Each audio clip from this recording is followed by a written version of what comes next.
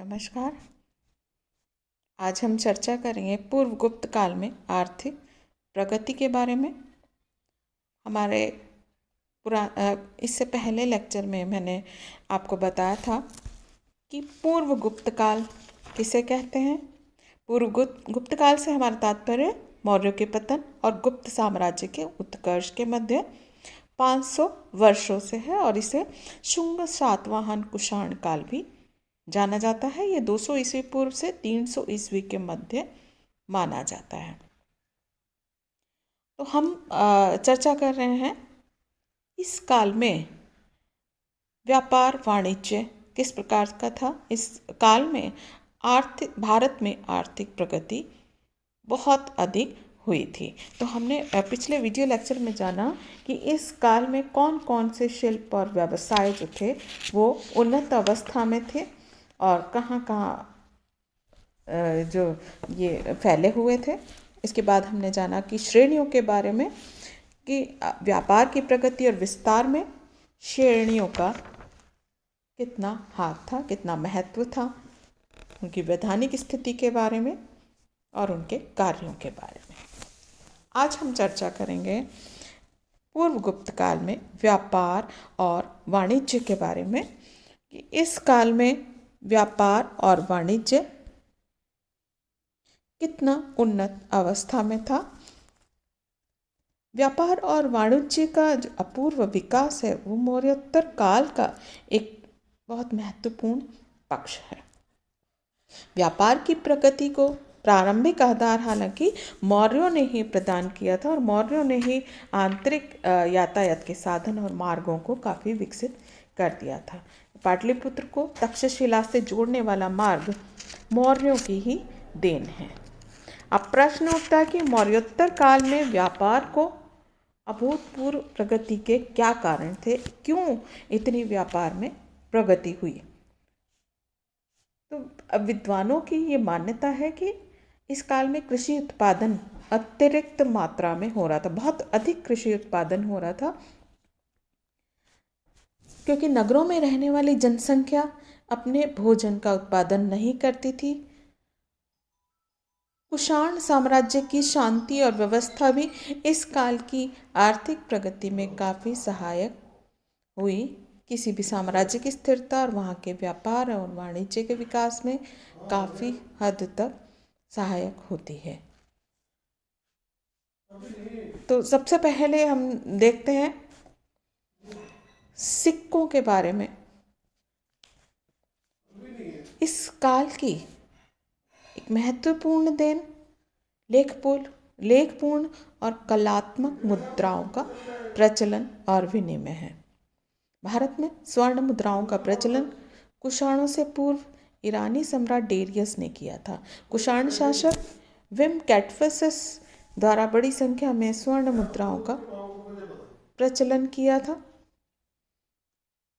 ऐसा संभवतः कुषाण शासकों के रोमन संपर्क के कारण हुआ। इसी कारण हमें कुषाण कालीन सिक्कों में यूनानी तत्वों का अनूठा मिश्रण देखने को मिलता है। कुषाणों ने सोने के अतिरिक्त ताम्र और रजत मुद्राओं का भी प्रचलन किया, क्योंकि स्वर्ण मुद्राओं का प्रयोग रोजमर्रा के लेन देन में नहीं होता था। आंध्रा में सीसा और तांबा दोनों की खानें पाई गई और कर्नाटक में सोने की।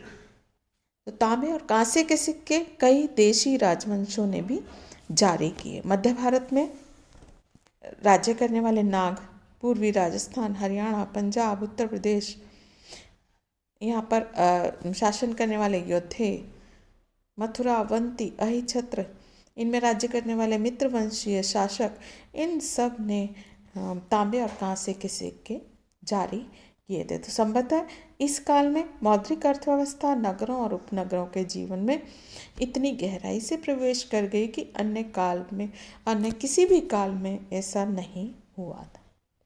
ये तो हुआ सिक्कों का प्रचलन इस काल में किस प्रकार से हुआ।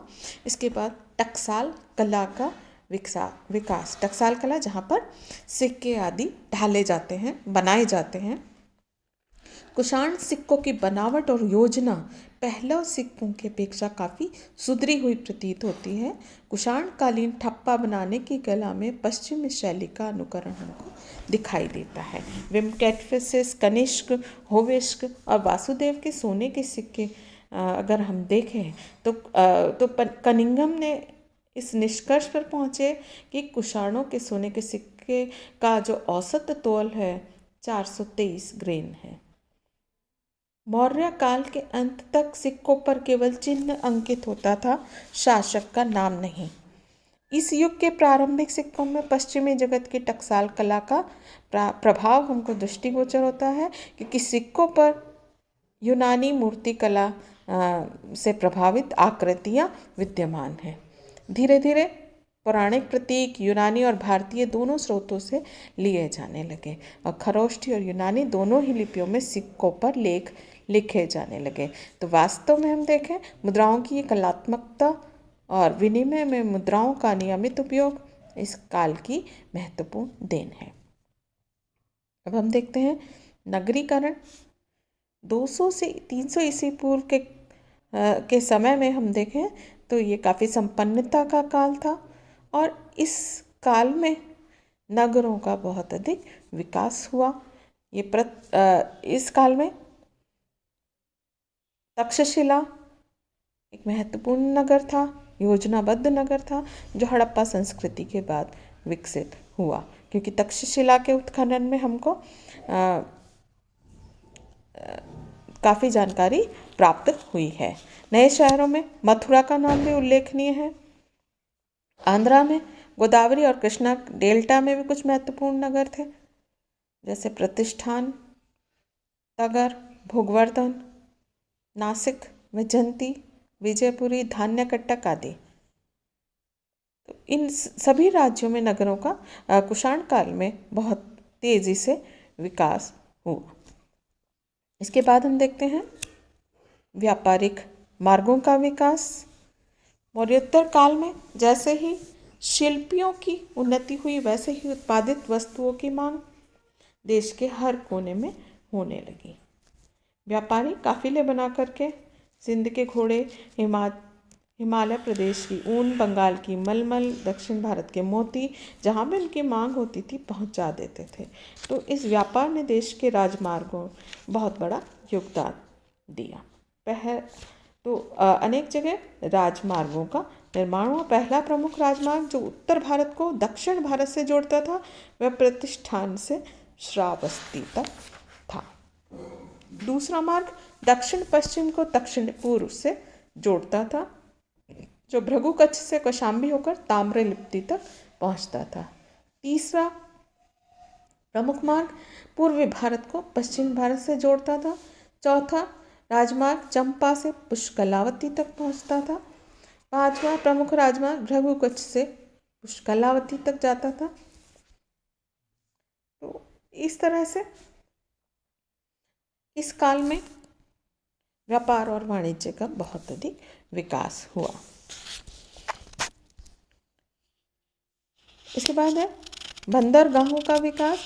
विदेशों के साथ व्यापार के कारण ही मौर्योत्तर काल में दक्षिणापथ के पूर्वी और पश्चिमी किनारों पर अनेक बंदरगाहों का विकास हुआ। पेरिप्लस में सिंधु नदी के मुहाने से गंगा के डेल्टा तक 22 बंदरगाहों की सूची दी गई है। तो इनमें है बारबेरिकम, पत्तल, भृगु कच्छ, सोपारा, कल्याण, चोल, पारिपत्तन, वैजंती आदि बहुत सारे जो बंदरगाह हैं वो यहाँ पर विद्यमान थे। ये तो हुआ व्यापार वाणिज्य। अब हम देखते हैं, ये तो आंतरिक व्यापार था जो हमने अभी जाना। अब हम जानेंगे विदेशी व्यापार के बारे में, क्योंकि इस काल में केवल भारत में आंतरिक व्यापार ही उन्नत अवस्था में नहीं था, इसके अलावा भारतीय लोगों के विश्व के अन्य भागों से संपर्क प्राचीन काल से ही चले आ रहे थे। भारतीयों ने ये संपर्क व्यापार, राजनीतिक प्रभाव एवं सांस्कृतिक आदान प्रदान पर कायम किए। तो इस काम में दक्षिणी पूर्वी एशिया के द्वीपों में भी भारतीय उपनिवेश कायम हुए और यहाँ की जो संस्कृति है वो भी भारत से बाहर दक्षिणी पूर्वी एशिया के द्वीपों में फैल गए। तो सबसे पहले हम जानते हैं इसमें पश्चिमी देशों के साथ में संपर्क किस प्रकार से हुआ। हम देखते हैं 4वीं शताब्दी ईसा पूर्व में सिकंदर का आक्रमण हुआ और उसके बाद भारत में मौर्य साम्राज्य की स्थापना हुई। इस स्थापना से यूनान और भारत में सीधा संपर्क स्थापित हो गया और भारत के व्यापारी मिस्र और पश्चिम के अन्य देशों के साथ में स्थल और जल दोनों मार्गों से व्यापार करने लगे। सिकंदर के बाद एशिया और अफ्रीका के यूनानी सम्राटों के साथ भारत के मौर्य सम्राटों के निकट संबंध बने रहे।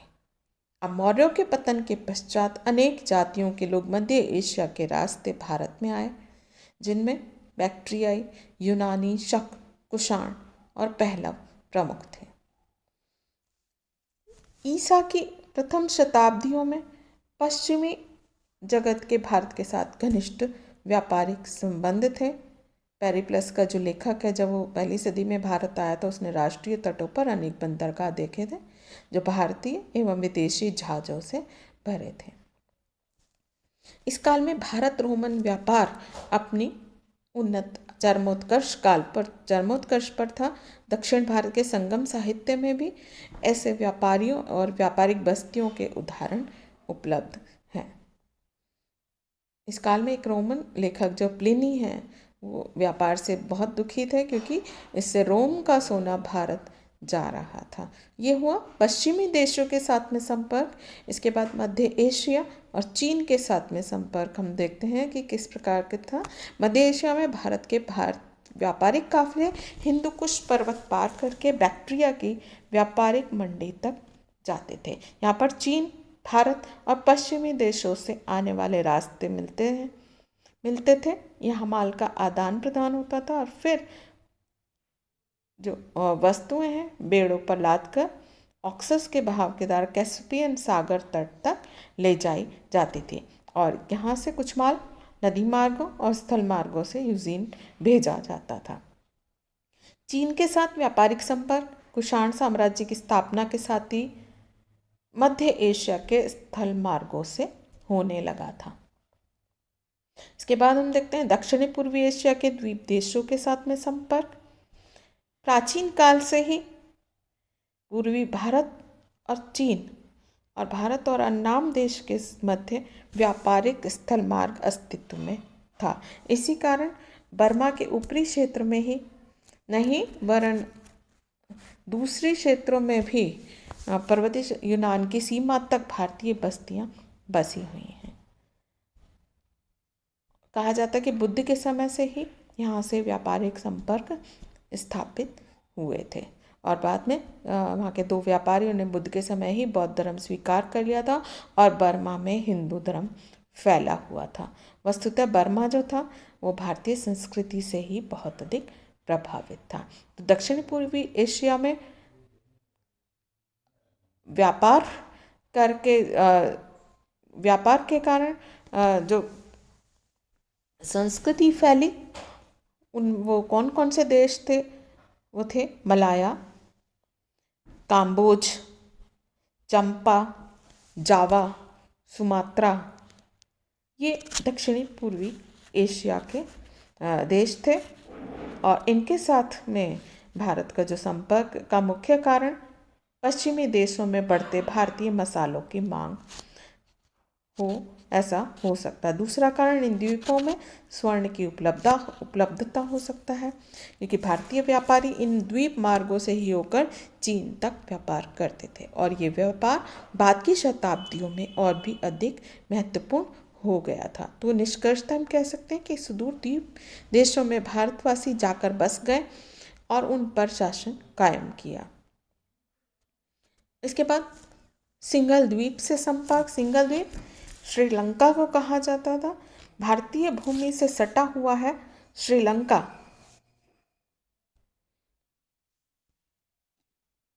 पाक जलडमरों के मध्य जुड़ा हुआ है और ईसा पूर्व तीसरी शताब्दी में श्रीलंका में अशोक ने अपनी पुत्री और पुत्र संघमित्रा और महेंद्र को भेज करके यहाँ बुद्ध का संदेश पहुँचाया था।